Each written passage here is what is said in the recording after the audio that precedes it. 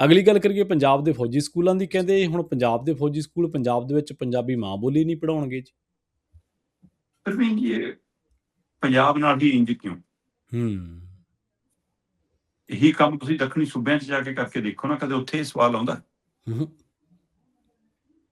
ਪੰਜਾਬ ਦੇ ਕਦੇ ਯੂਨੀਵਰਸਿਟੀਆਂ ਦੇ ਮਾਮਲੇ ਆਉਂਦੇ ਨੇ ਕਿ ਅਸੀਂ ਜੀ ਇਸ ਮਿਆਰੀ ਵਿੱਦਿਆ ਦੇ ਵਿੱਚੋਂ ਪੰਜਾਬੀ ਨੂੰ ਬਾਹਰ ਕਰ ਰਹੇ ਹਾਂ। ਕਦੇ ਨੌਕਰੀਆਂ ਦੇ ਮਾਮਲੇ ਆਉਂਦੇ ਨੇ, ਕਦੇ ਸਕੂਲਾਂ ਕਾਲਜਾਂ ਦੇ ਮਾਮਲੇ ਆ ਜਾਂਦੇ ਨੇ। ਤੇ ਹੁਣ ਇਹ ਤਾਜ਼ਾ ਮਾਮਲਾ ਆਰਮੀ ਸਕੂਲਾਂ ਦਾ ਆਇਆ, ਫੌਜੀ ਸਕੂਲਾਂ ਦਾ ਆਇਆ, ਔਰ ਜਲੰਧਰ ਤੋਂ ਇਹ ਘਟਨਾ ਉਜਾਗਰ ਹੋਈ ਹੈ। ਤੇ ਸਮੁੱਚੇ ਪੰਜਾਬ ਦੇ ਵਿੱਚ ਜਿਹੜੇ ਸਕੂਲ ਨੇ ਉਹ ਬਕਾਇਦਾ ਤੌਰ ਤੇ ਆਰਮੀ ਵੈਲਫੇਅਰ ਐਜੂਕੇਸ਼ਨ ਸੁਸਾਇਟੀ ਵੱਲੋਂ ਚਲਾਏ ਜਾ ਰਹੇ ਨੇ। ਠੀਕ ਹੈ ਜੀ। ਇਹ ਸੁਸਾਇਟੀ ਵੱਲੋਂ ਜਿਹੜੇ ਸਕੂਲ ਚੱਲ ਰਹੇ ਨੇ ਉਹਦੇ ਵਿੱਚੋਂ ਸਿੱਧਾ ਉਹਨਾਂ ਨੇ ਸਪਸ਼ਟ ਕਹਿਤਾ ਕਿ ਅਸੀਂ ਮਾਂ ਬੋਲੀ ਪੰਜਾਬੀ ਨਹੀਂ ਪੜ੍ਹਾਉਣੀ, ਜੇ ਪੜ੍ਹਨੀ ਹੈ ਤਾਂ ਆਰਜੀ ਵਿਸ਼ਾ ਲੈ ਲਓ। ਅਸਲ 'ਚ ਪੰਜਾਬ ਜਾਂ ਦੇਸ਼ ਦੇ ਕਈ ਸੂਬਿਆਂ ਨੇ ਨਵੀਂ ਸਿੱਖਿਆ ਨੀਤੀ ਦੇ ਉੱਤੇ ਉਂਗਲ ਧਰੀ ਹੈ ਕਿ ਸਹੀ ਨਹੀਂ ਹੈਗੀ। ਉਸਦੇ ਕਈ ਫੈਸਲਿਆਂ ਦੇ ਉੱਤੇ ਚਿੰਤਾਜਨਕ ਸਥਿਤੀ ਹੈ, ਪਰ ਧੱਕੇ ਨਾਲ ਉਹਨੂੰ ਲਾਗੂ ਕੀਤਾ ਜਾ ਰਿਹਾ। ਹੁਣ ਨਵੀਂ ਸਿੱਖਿਆ ਨੀਤੀ ਵੀ ਇਹ ਕਹਿੰਦੀ ਹੈ ਕਿ ਹਰੇਕ ਸੂਬੇ ਦੇ ਜਵਾਕਾਂ ਨੂੰ 3 ਭਾਸ਼ਾਈ ਫਾਰਮੂਲੇ ਤਹਿਤ ਪੜ੍ਹਾਇਆ ਜਾਊਗਾ। ਠੀਕ ਹੈ। 3 ਭਾਸ਼ਾਈ ਫਾਰਮੂਲੇ ਦੇ ਵਿੱਚ ਇੱਕ ਭਾਸ਼ਾ ਖੇਤਰੀ ਹੋਣੀ ਲਾਜ਼ਮੀ ਹੈ। ਮਹਾਰਾਸ਼ਟਰ ਦੇ ਵਿੱਚ ਬੀਜੇਪੀ ਦੀ ਸਰਕਾਰ ਹੈ, ਉੱਥੇ 3 ਭਾਸ਼ਾਈ ਫਾਰਮੂਲਾ ਲੈ ਕੇ ਗਏ ਸੀ, ਅਗਲਿਆਂ ਨੇ ਬਰੰਗ ਲਿਫਾਫੇ ਵਾਂਗ ਵਾਪਸ ਮੋੜ ਤੇ। ਉਹ ਕਹਿੰਦੇ ਅਸੀਂ ਨਹੀਂ ਹਿੰਦੀ ਲੱਗਣ ਦੇਣੀ, ਅੰਗਰੇਜ਼ੀ ਤੇ ਅਸੀਂ ਤਾਂ ਆਪਣੀ ਮਰਾਠੀ ਓ ਪੜਾਂਗੇ ਜੀ। ਉੱਥੇ ਇਹਨਾਂ ਦਾ 3 ਭਾਸ਼ਾਈ ਫਾਰਮੂਲਾ ਨਹੀਂ ਚੱਲਿਆ। ਪੰਜਾਬ ਦੇ ਆਰਮੀ ਸਕੂਲਾਂ ਦੇ ਵਿੱਚ 3 ਭਾਸ਼ਾਈ ਫਾਰਮੂਲੇ ਤਹਿਤ ਵੀ ਪੰਜਾਬੀ ਪੜਾਉਣ ਨੂੰ ਤਿਆਰ ਨਹੀਂ ਗੇ। ਅੱਛਾ, ਵਾਹ, ਕਮਾਲ। ਇਹ ਕਹਿੰਦੇ ਅਸੀਂ ਪੜਾਵਾਂਗੇ ਅੰਗਰੇਜ਼ੀ, ਅਸੀਂ ਪੜਾਵਾਂਗੇ ਹਿੰਦੀ, ਅਸੀਂ ਪੜਾਵਾਂਗੇ ਸੰਸਕ੍ਰਿਤ। ਠੀਕ ਆ। ਤੇ ਜੇ ਪੜ੍ਹਨੀ ਹੈ ਕਿਸੇ ਨੇ ਪੰਜਾਬੀ ਤਾਂ ਆਰਜੀ ਵਿਸ਼ਾ ਲੈ ਲਓ।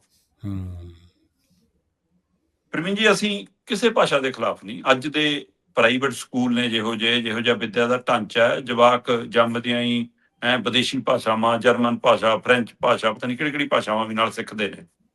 ਤੇ ਜੇ ਅਸੀਂ ਵਿਦੇਸ਼ੀ ਭਾਸ਼ਾਵਾਂ ਸਿੱਖ ਰਹੇ ਹਾਂ ਤਾਂ ਉਹਦੇ ਵਿੱਚ ਤੁਸੀਂ ਹਿੰਦੀ ਪੜ੍ਹ ਰਹੇ ਹੋ, ਸੰਸਕ੍ਰਿਤ ਪੜ੍ਹ ਰਹੇ ਹੋ, ਪੜ੍ਹਨੀ ਚਾਹੁੰਦੇ ਹੋ ਆਪਣੀ ਸਵੈ ਇੱਛਾ ਨਾਲ, ਤਾਂ ਕਿਸੇ ਨੂੰ ਇਤਰਾਜ਼ ਨਹੀਂ ਹੋਣਾ ਚਾਹੀਦਾ।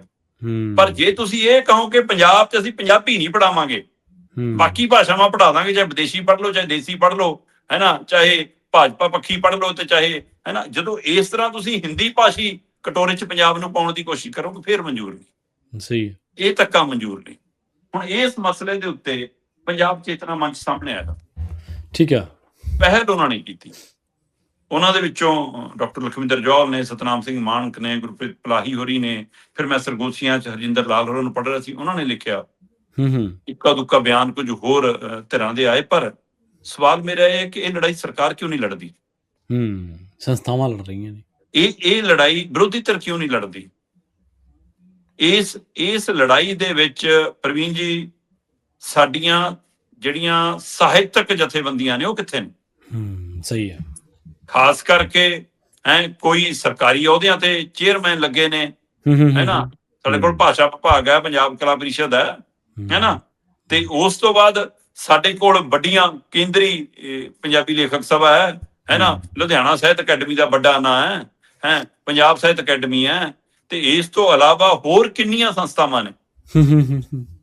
ਫਿਰ ਸਾਡੇ ਕੋਲ ਸਕੂਲਾਂ ਕਾਲਜਾਂ ਨੂੰ ਲੈ ਕੇ ਮੁਲਾਜ਼ਮ ਜਥੇਬੰਦੀਆਂ ਨੇ, ਯੂਨੀਵਰਸਿਟੀਆਂ ਦੀਆਂ ਮੁਲਾਜ਼ਮ ਜਥੇਬੰਦੀਆਂ ਨੇ, ਸਾਡੇ ਕੋਲ ਧਾਰਮਿਕ ਜਥੇਬੰਦੀਆਂ ਨੇ, ਜਿਹੜੀਆਂ ਪੰਜਾਬ ਲਈ ਜਥੇਬੰਦੀਆਂ ਆਪਣਾ ਦਮ ਭਰਦੀਆਂ ਨੇ, ਅਸੀਂ ਭਾਸ਼ਾ ਲਈ, ਪੰਜਾਬ ਲਈ ਕੰਮ ਕਰਦੇ ਹਾਂ। ਉਹ ਇਹੀ ਜਿਹੀ ਲੜਾਈ ਤੇ ਆ ਕੇ ਕਿੱਥੇ ਲੱਭਦੀਆਂ ਕਿਉਂ ਨਹੀਂ ਆ? ਕੀ ਕਾਰਨ ਹੈ ਜੀ? ਕੀ ਦਿੱਲੀ ਵਾਲਿਆਂ ਤੋਂ ਡਰ ਲੱਗਦਾ?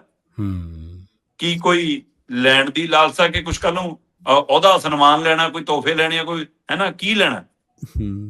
ਤਾਂ ਇਹਦਾ ਮਤਲਬ ਇਹ ਲੜਾਈ ਕਿਹਨੇ ਲੜਨੀ ਆ? ਫਿਰ ਅਗਲਿਆਂ ਨੂੰ ਤਾਂ ਜੀ ਜਦੋਂ ਦੇਖਿਆ ਕਿ ਚੰਦ ਲੋਕ ਬੋਲੇ ਨੇ, ਅਖਬਾਰਾਂ 'ਚ ਖਬਰਾਂ ਲੱਗ ਗਈਆਂ, ਮੀਡੀਆ ਉੱਧਰ ਨੂੰ ਤੁਰਿਆ, ਕਹਿੰਦੇ ਨਾ ਆਰਮੀ ਖੇਤਰ ਹੈ, ਇੱਥੇ ਪਹਿਲਾਂ ਹੀ ਉਹ ਹੋ ਕੇ ਹਟਿਆ ਧਮਾਕਿਆਂ ਵਾਲਾ ਮਾਮਲਾ, ਇਸ ਲਈ ਇੱਧਰ ਨੂੰ ਨਾ ਆਇਓ ਜੀ। ਹਾਂ, ਮੁੱਦਾ ਬਣਦਾ ਦੇਖਿਆ ਤਾਂ ਮਾਪਿਆਂ ਨੂੰ ਰੁੱਕਾ ਕੱਢਤਾ ਇੱਕ, ਕਿ ਦਸਤਖਤ ਕਰਕੇ ਭੇਜ ਦਿਓ ਕਿ ਅਸੀਂ ਆਪ ਆਪਣੀ ਇੱਛਾ ਨਾਲ ਸੰਸਕ੍ਰਿਤ ਪੜ੍ਹਾਉਣਾ ਚਾਹੁੰਦੇ ਹਾਂ। ਠੀਕ ਹੈ। ਜਬਰੀ ਮਾਪਿਆਂ ਤੋਂ ਸਾਈਨ ਮੰਗੇ ਜੀ। ਤੇ ਜੇ 15 ਜਵਾਕ ਹੋਣਗੇ ਫਿਰ ਅਸੀਂ ਸੋਚਾਂਗੇ ਕਿ ਹਾਂ ਪੰਜਾਬੀ ਪੜ੍ਹਾਉਣੀ ਹੈ ਕਿ ਨਹੀਂ। ਔਰ 15 ਨੂੰ ਲੈਣ ਨਹੀਂ ਦਿੰਦੇ। ਅੱਛਾ। ਜਿਹੜੇ ਜਵਾਕ ਲੈਣਾ ਚਾਹੁੰਦੇ ਉਹਨਾਂ ਨੂੰ ਪੰਜਾਬੀ ਲੈਣ ਨਹੀਂ ਦਿੰਦੇ। ਫਿਰ ਇਹ ਫਾਰਮੂਲਾ ਕਿੱਥੋਂ? ਫਿਰ ਦੂਸਰੇ ਪਾਸੇ 9ਵੀਂ ਤੋਂ 12ਵੀਂ ਤੱਕ ਕਹਿੰਦੇ ਠੀਕ ਆ, ਤੁਸੀਂ ਆਰਜੀ ਵਿਸ਼ੇ ਵਜੋਂ ਰਜਿਸਟ੍ਰੇਸ਼ਨ ਕਰਾਉਣੀ ਆ, ਕਰਾ ਲਓ, ਪੰਜਾਬੀ ਦੀ ਕੋਈ ਇਤਰਾਜ਼ ਨਹੀਂ, ਪਰ ਪੜਾਵਾਂਗੇ ਨਹੀਂ, ਵਾਹ। ਵਿਸ਼ਾ ਲੈ ਲਓ। ਮਤਲਬ ਪੰਜਾਬ ਦੇ ਜ਼ਮੀਨ ਲੈ ਕੇ ਪੰਜਾਬ ਦੀ ਤੁਸੀਂ ਸਕੂਲ ਖੋਲੇ, ਸਹੀ ਹੈ। ਪੰਜਾਬ ਦੇ ਮਾਪਿਆਂ ਤੋਂ ਤੁਸੀਂ ਫੀਸਾਂ ਲੈ ਰਹੇ ਹੋ, ਪੰਜਾਬ ਦੇ ਟੈਕਸਾਂ ਨਾਲ ਸਾਰਾ ਚੱਲ ਰਿਹਾ ਤੁਹਾਡਾ ਸਿਸਟਮ, ਤੇ ਪੰਜਾਬ 'ਚ ਰਹਿ ਕੇ ਪੰਜਾਬੀ ਨਹੀਂ ਪੜਾਵਾਂਗੇ। ਫਿਰ ਇਹ ਸਾਜ਼ਿਸ਼ ਨਹੀਂ ਤਾਂ ਹੋਰ ਕੀ ਹੈ, ਇਹ ਸ਼ਰਾਰਤ ਨਹੀਂ ਤਾਂ ਹੋਰ ਕੀ ਹੈ। ਅਜੇ ਤਾਂ ਬੀਜੇਪੀ ਆਈ ਨਹੀਂ ਪੰਜਾਬ 'ਚ, ਤੇ ਹੁਣੇ ਇਹ ਜਿਹਾ ਕਦੇ ਛਾਲਾਂ ਪਹਿਲਾਂ ਹੀ ਮਚ ਰਹੀਆਂ, ਕਦੇ ਪੰਜਾਬੀ ਯੂਨੀਵਰਸਿਟੀ ਪਟਿਆਲਾ ਦਾ ਮਸਲਾ ਆ ਜਾਂਦਾ, ਕਦੇ ਪੰਜਾਬ ਯੂਨੀਵਰਸਿਟੀ ਦਾ ਮਸਲਾ ਆ ਜਾਂਦਾ, ਕਦੇ ਚੰਡੀਗੜ੍ਹ ਦਾ ਮਸਲਾ ਆ ਜਾਂਦਾ ਹੈ ਨਾ। ਪੰਜਾਬ ਦੇ ਵਿੱਚ ਸਰਕਾਰੀ ਨੌਕਰੀਆਂ ਕਿਵੇਂ ਪੰਜਾਬ ਸਰਕਾਰ ਨੇ ਜਿਹੜੀ ਵੀ ਆਈ, ਉਹਨਾਂ ਨੇ ਕਿਵੇਂ ਬਾਹਰਲੇ ਸੂਬਿਆਂ ਨੂੰ ਦਿੱਤੀਆਂ, ਸਾਡੇ ਵਾਲੇ ਜ਼ਮੀਨ ਲੈਣ ਜਾਣ ਤਾਂ ਨਹੀਂ ਔਖਾ ਹੋ ਜਾਂਦਾ ਉੱਥੇ ਦਾ। ਸੋ ਇਸ ਲਈ ਇਹ ਸਮਝਣ ਦੀ ਲੋੜ ਹੈ ਕਿ ਇਹ ਸਾਰਾ ਸਿਸਟਮ ਗਰਕ ਚੁੱਕਿਆ, ਜਿਹੜਾ ਪੰਜਾਬ 'ਚ ਹੀ ਪੰਜਾਬੀ ਨਾਲ ਵਧੀਕੀ ਵੀ ਕਰਵਾ ਵੀ ਰਿਹਾ ਤੇ ਦੇਖ ਵੀ ਰਿਹਾ। ਬਿਲਕੁਲ ਜੀ। ਨਾਲੇ ਉਹ ਦੇਖੋ, ਪੈਸਾ ਸਰਮਾਇਆ ਪੰਜਾਬ ਦਾ ਵਰਤਣਾ, ਤੇ ਜੇ ਫਿਰ ਪੰਜਾਬ ਸਰਕਾਰ ਨੂੰ ਵੀ ਥੋੜ੍ਹਾ ਜਿਹਾ ਕਰਨਾ ਚਾਹੀਦਾ ਸ਼ਰਮਾ ਜੀ, ਵੀ ਜੇ ਜਿੱਥੋਂ ਵੀ ਕੋਈ ਬੋਰਡ ਵੱਲੋਂ ਮਾਨਤਾ ਹੁੰਦੀ ਹੈ, ਬੋਰਡਾਂ ਨੂੰ ਵੀ ਪਾਬੰਦ ਕਰਨਾ ਚਾਹੀਦਾ ਵੀ ਤੁਸੀਂ ਮਾਂ ਬੋਲੀ ਨਾਲ ਖਿਲਵਾੜ ਨਹੀਂ ਕਰ ਸਕਦੇ ਜੇ ਸਕੂਲ ਪੰਜਾਬ 'ਚ ਚਲਾਉਣਾ ਤਾਂ। ਪਰ ਪਤਾ ਨਹੀਂ ਕਿਉਂ ਇਸ ਤਰ੍ਹਾਂ ਦੀ ਇੱਥੇ ਤਾਂ ਕੋਈ ਸਰਮਾਇਆ ਨਹੀਂ ਚਾਹੀਦਾ, ਕੋਈ ਪੁਲਿਸ ਨਹੀਂ ਚਾਹੀਦੀ, ਕੋਈ ਹੋਰ ਕੁਛ ਨਹੀਂ ਚਾਹੀਦਾ। ਇਹ ਤਾਂ ਫ੍ਰੀ ਕਰਨ ਵਾਲੀਆਂ ਚੀਜ਼ਾਂ ਨੇ ਜਿਹੜੀਆਂ ਬਿਨਾਂ ਪੈਸੇ ਲਾਈ ਹੋ ਜਾਂਦੀਆਂ ਨੇ, ਸਰਕਾਰਾਂ ਦੇ ਕਹਿਣ 'ਤੇ ਹੋ ਜਾਣਗੀਆਂ। ਪ੍ਰਵੀਨ ਜੀ, ਪੰਜਾਬ ਦੇ ਵਿੱਚ ਜਿਹੜੇ ਕੇਂਦਰੀ ਅਦਾਰੇ ਨੇ, ਉਹਨਾਂ ਦੇ ਸਾਈਨ ਬੋਰਡਾਂ ਤੇ ਦੇਖ ਲਓ, ਪੰਜਾਬੀ ਦੀਦੀ ਨਹੀਂ ਕਿਤੇ ਭਾਲੀ ਨਹੀਂ ਹੁੰਦੀ। ਤੇ ਉਹੀ ਤੁਸੀਂ ਬਾਹਰਲੇ ਸੂਬਿਆਂ, ਦੱਖਣੀ ਸੂਬਿਆਂ 'ਚ, ਪੱਛਮੀ ਬੰਗਾਲ ਵਰਗੇ ਸੂਬਿਆਂ 'ਚ ਜਾ ਕੇ ਦੇਖ ਲਓ, ਤਾਮਿਲਨਾਡੂ ਵਾਲੇ ਪਾਸੇ ਦੇਖ ਲਓ, ਉੱਥੇ ਉਹੀ ਨੇ, ਉਹ ਵੀ ਤਾਂ ਮਤਲਬ ਰਾਸ਼ਟਰੀ ਅਦਾਰੇ ਹੀ ਨੇ, ਉੱਥੇ ਉਹਨਾਂ ਦੇ ਕਿਵੇਂ ਉਹਨਾਂ ਦੀ ਭਾਸ਼ਾ ਲਿਖੀ ਹੁੰਦੀ ਹੈ, ਸਾਡੀ ਵਾਰ ਨੂੰ ਕਿਉਂ? ਸਾਡੇ ਤਾਂ ਸਾਈਨ ਬੋਰਡਾਂ ਤੇ ਵੀ ਗਲਤ ਲਿਖਦੇ ਨੇ, ਤੇ ਤੀਜੇ ਨੰਬਰ ਤੇ ਲਿਖਦੇ ਨੇ, ਤੇ ਜੇ ਕੋਈ ਸਵਾਲ ਖੜਾ ਕਰਦਾ ਫਿਰ ਪਰਚਾ ਉਹਦੇ ਤੇ ਕਰਦੇ ਨੇ। ਸਹੀ ਹੈ, ਬਿਲਕੁਲ ਜੀ। ਅਗਲੀ ਗੱਲ